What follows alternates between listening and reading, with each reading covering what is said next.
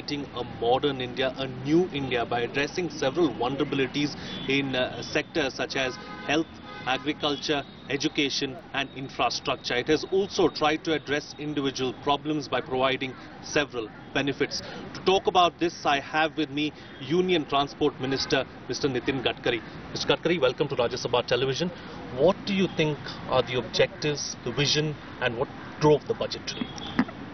Frankly speaking, the first time in the history of our country, the finance minister first time giving priority to the development of rural and agriculture sector. The poverty, unemployment, not for the agriculture products, the prices are not reasonable. All these problems are facing by the agriculture community. And the first time, the finance minister in his budget is giving special attention to the agriculture and rural development. And the most important thing is, we have to 100% way to develop the sustainable life of the poor people in the rural area. In place of wood and coal, now we are giving them gas. The 9 crore gas connection in Ujjwala, maximum going to the rural sector. The electric connection going to the rural sector. They are getting fuel, they are getting power, and that is first time it is to be starting of a new socio-economic transformation in the rural and agriculture sector. The most important thing is that about the health sector, and this is also going to benefit to the poor people, the lower middle class and poor people, the Gaon, Garib, Majdoor and Kisan, and lower middle class and middle class people. The 10 crore families, at least number of people maybe 50 crores coming under the health insurance scheme, where they are getting benefit of 5 lakhs rupees for a year. It is really very important because a lot of poor family facing heart problems, cancer problems, lot of problems. Sure. And it's really going to give a great relief to the poor people in the rural area and the urban area. There was a debate before the budget whether this was going to be a reformist budget or whether it was going to be a populist budget. Do you think that the upcoming elections in the states plus the general elections in 2019 had a bearing on what the finance minister had to say? Sir, it's a naked truth that every politician and every political party thinks about its next election. But the most important thing is, for the development of the country, you need a justified approach. There are a lot of people are there, lot of stakeholders are there. Some are the poor people, some are the rich people, Gaon, Garib, Majdoor, Kisan. There are problems belongs to different stakeholders. Somewhere in the youth there is a problem of unemployment. Somewhere there is no power. Somewhere there is no gas connectivity. Somewhere there is no school. The first time in the history of India, because I am the person responsible of making of Pradhan Mantri Gram Sadak Yojana. The Yojana is now completed 2019, and now the third phase of the Yojana is now connecting village to agriculture market, to hospital and to the school.